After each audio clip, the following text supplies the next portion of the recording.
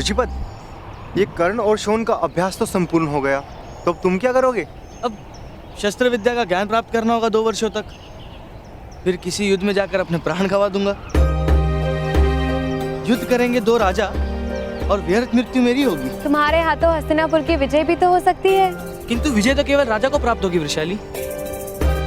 तुम सभी बहुत भाग्यवान हो, क्षत्रिय नहीं जन्मे। मुझे मूर्तिकार बनना था, किंतु मेरे भाग्य में तो केवल रक्त बहाने का व्यापार लिखा गया है। सबसे दयनीय तो ब्राह्मण होता है। पहले सारे शास्त्र कंठस्थ करो, उसके बाद पूरे संसार का पाप पुण्य का भार अपने सर पर उठाकर जियो। ब्राह्मणों को एक भूल भी करने का अधिकार नहीं और एक पल का भी विश्राम नहीं। किंतु ये व्यवस्थाएं, ये परंपराएं यदि किसी को सुख नहीं दे सकती तो ये टूटती क्यों नहीं? क्योंकि अहंकार को सुख मिलता है सुचिपत। ऊंच नीच के भेद में लोगों की निर्बलता छुप जाती है। उंगली उठाने की क्षमता नहीं, ऐसे लोग शस्त्र उठाकर सूरमा कहलाते हैं। सत्य का बोध नहीं, ऐसे लोग सत्य का ज्ञान बांटकर ब्रह्मज्ञानी कहलाते हैं। रथ का चक्र बिठा नहीं सकते, ऐसे लोगों को सारथी बनने का अधिकार मिल जाता है। अर्थात ये व्यवस्थाएं क्षमताहीन लोगों को सुरक्षा देती हैं सुचिपत। किंतु इन परंपराओं को टूटना होगा भ्राताश्री। यदि किसी को अपना बलिदान देकर भी इन्हें तोड़ना पड़े तब भी उचित है। तुम लोगों का बलिदान देने का समय निकट आ गया है।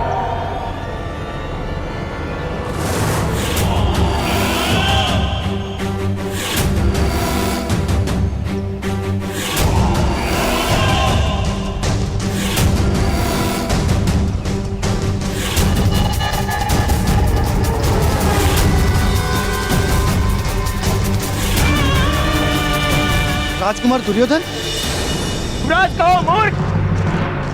भ्राताश्री, वही है अधिरथ सारथी का पुत्र कर्ण।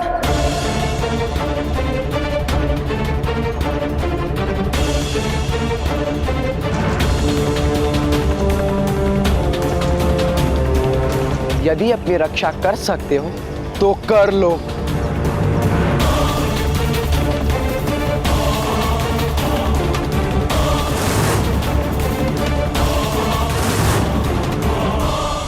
युवराज, युवराज, व्यर्थ में बात मत बढ़ाइए।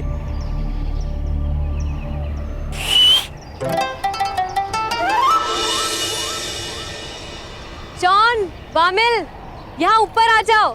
यहाँ से युद्ध देखने का मजा आएगा।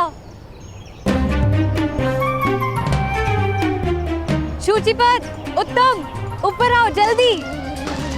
करो करो, युद्ध करो।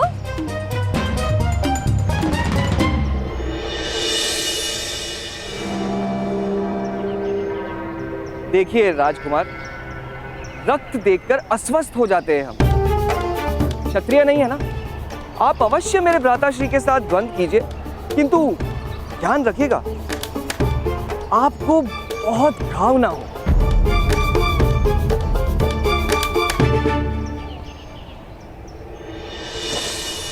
दुशासन, जाओ बंदी बना लो इसे।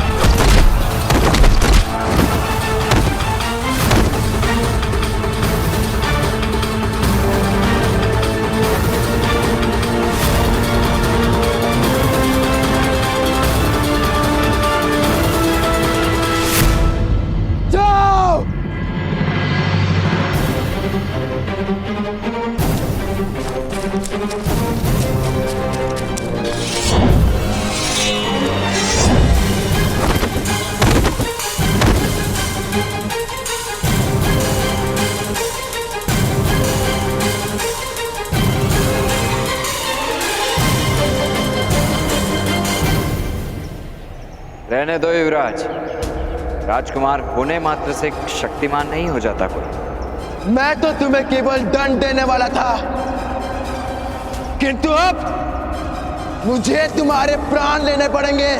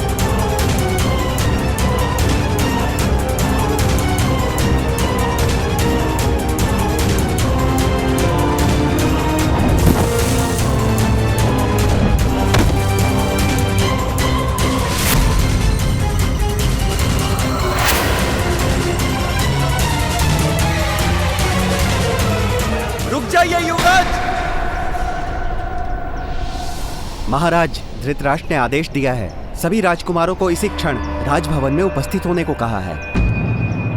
और यह भी आदेश है कि सूतों पे आप प्रहार नहीं करेंगे।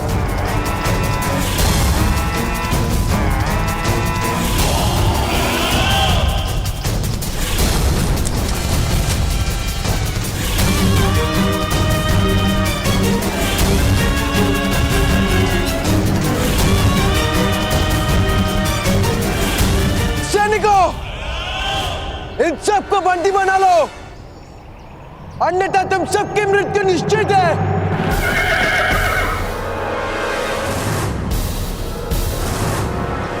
आदेश का पालन हो, अन्यथा राजकुमार का अपमान निश्चित है।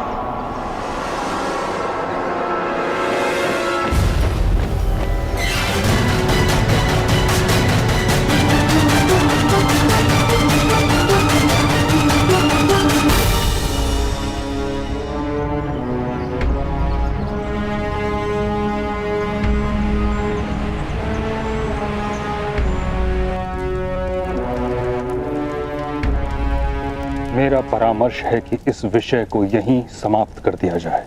राजकुमारों का अपमान नहीं हो सकता ताचरी। अपमान हो ऐसी स्थिति से अंतर रखना कर्तव्य है राजकुमारों का, और पिता का कर्तव्य है कि उन्हें इसका पाठ पढ़ाए। राजकुमारों के चरित्र निर्माण का समय आ गया है महाराज। हस्तिनापुर के राजा स्वयं को प्रजा का सेवक मानते हैं, स्वामी नहीं। यही परंपरा रही है कुरुकुल की। इसी परंपरा का शिक्षण देना है आप राजकुमारों को। लोहा ठीक से पीटा ना जाए तो तलवार युद्ध भूमि में टूट जाती है महाराज।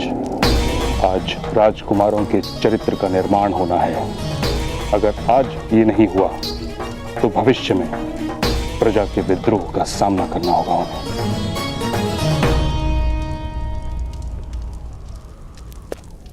महाराज, युवराज और वो सूत बालक उपस्थित हैं। स्मरण रहे महाराज, आज राजकुमारों के चरित्र का निर्माण आवश्यक है।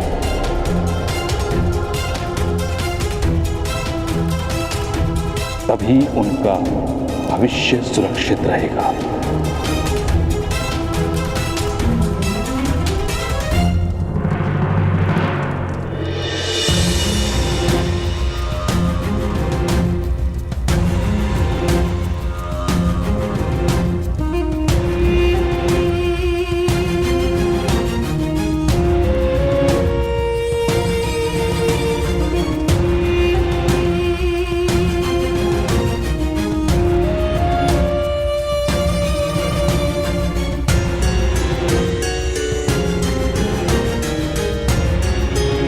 पिताश्री, इन सूत के पुत्र ने राजकुमार का अपमान किया है, इन्हें अवश्य दंड दिया जाए।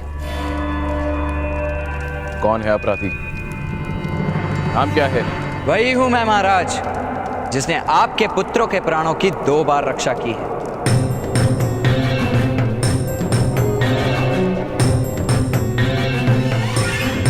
दो बार रक्षा की है?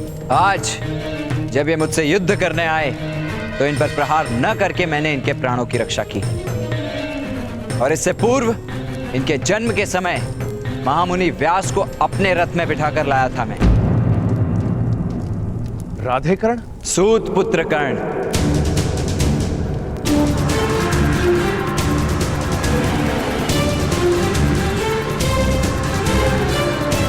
दंड भोगने के लिए आपके सामने उपस्थित है महाराज।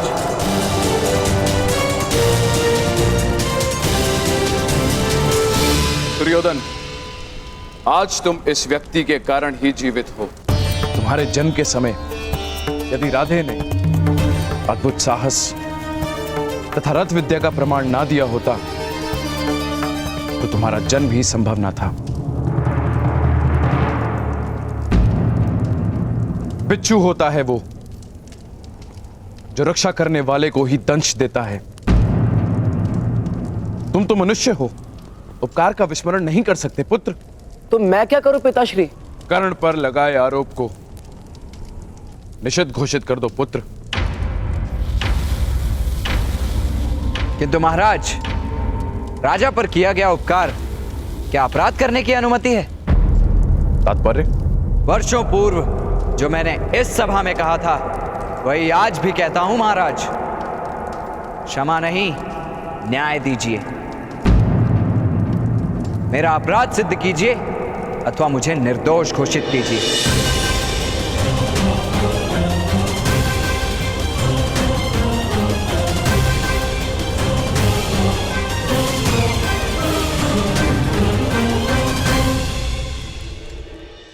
तुमने विकट प्रश्न पूछ लिया कर्ण। पुत्र दुर्योधन, क्या तुम आरोप सिद्ध कर सकते हो? इसने दुशासन को रथ से गिराया था। ये सत्य है ना सूत पुत्र?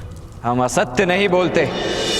यदि मैंने अपराध किया था तो महामहिम भीष्म वहां उपस्थित थे, उन्होंने न्याय क्यों नहीं किया?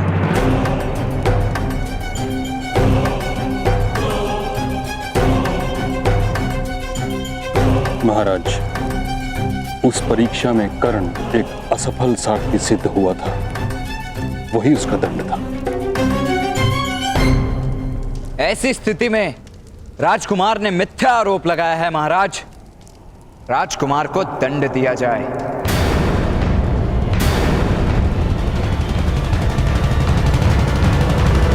असंभव! हस्तिनापुर के राजकुमार मिथ्या आरोप नहीं लगाते। तो अपराध सिद्ध कीजिए महामंत्री। परीक्षा के समय महामहिम भीष्म ने क्या मेरे साथ पक्षपात किया था?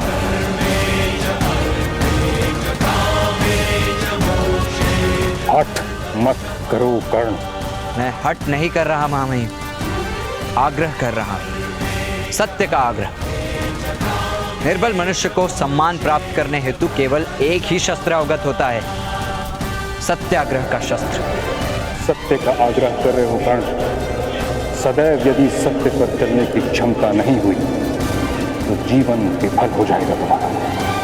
आप न्याय कीजिए महामहिम, भविष्य दर्शन नहीं।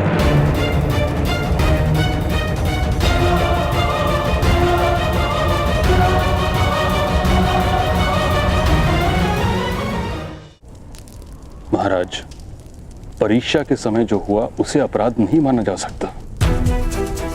अगर हम उसे अपराध मानेंगे तो उससे पूर्व जो राजकुमार दुशासन ने किया वो उससे अधिक बड़ा अपराध होगा। महाराज, यदि राजकुमार का अपराध सिद्ध होता है तो परंपरा के अनुसार राजकुमारों के सारे अधिकार निषिद्ध हो जाएंगे।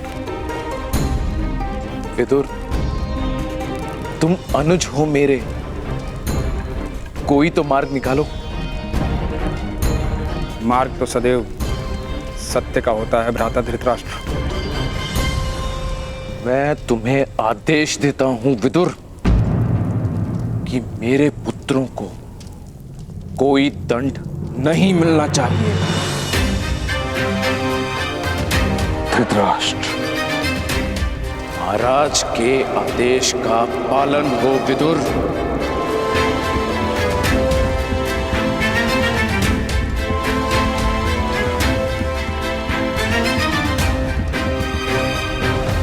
और क्या आरोप है राजकुमार दुर्योधन? इसके भाई ने मेरा अपमान किया। उसने मुझे निर्बल कहा। क्या ये सत्य है अधिरथ पुत्र शोण? तुमने राजकुमार को ऐसा कहा था? किंतु आरोपी तो मैं हूं महामंत्री। शोण से प्रश्न पूछने का क्या कारण है? युवराज ने अभी अभी शोण पर आरोप लगाया है। उत्तर दो शोण। नहीं, शोण उत्तर नहीं देगा। अपराध मुझ पर सिद्ध करना है, मेरे भाई पर नहीं।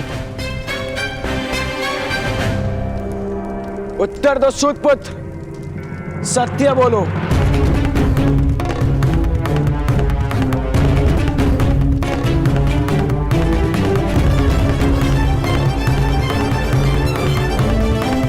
जी हाँ महाराज, मैंने ऐसा कहा था। शोण,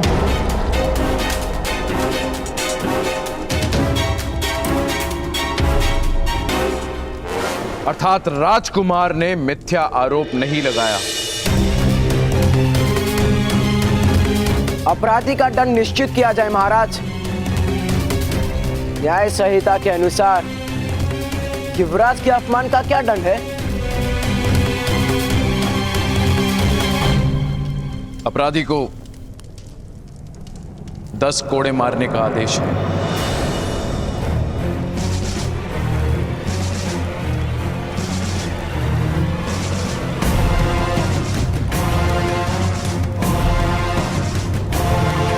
दस कोड़े खाकर अनेक की मृत्यु हो जाती है, विशेषता तब जब मारने वाला अपने अपमान का प्रतिशोध लेना।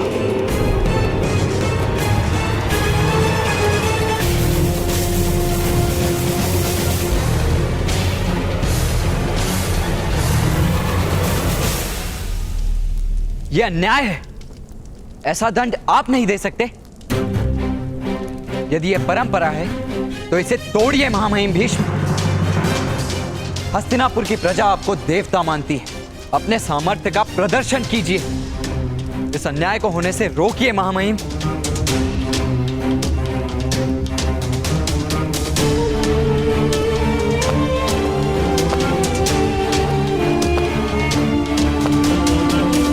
महामहिम भीष्म, मेरे पुत्र को क्षमा कर दीजिए।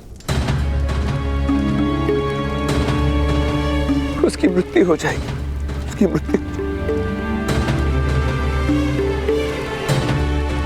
धैर्य रखो अधिरथ,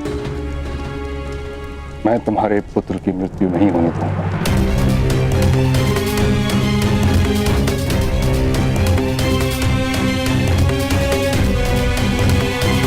अगर आपकी अनुमति हो तो मैं अपराधी को स्वयं दंड देने की इच्छा रखता हूं।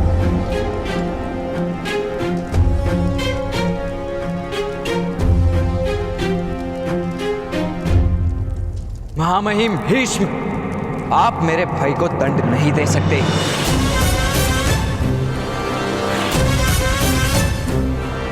सैनिकों, बंदी बना ले इस अपराधी को।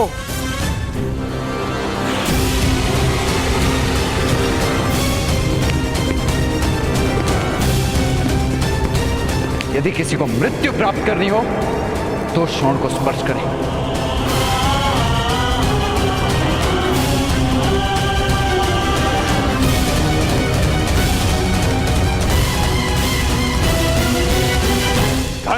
अधिरथ, अपने पुत्र को विद्रोह करने से रोको, अन्यथा उसे मृत्यु दंड मिलेगा। कर्ण, मेरा आदेश है, रुक जाओ।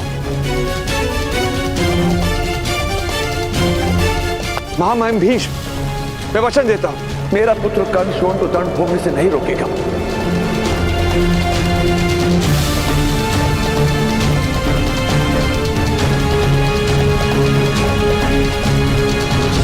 दादाश्री, चिंता मत कीजिए, मैं चीखूंगा नहीं।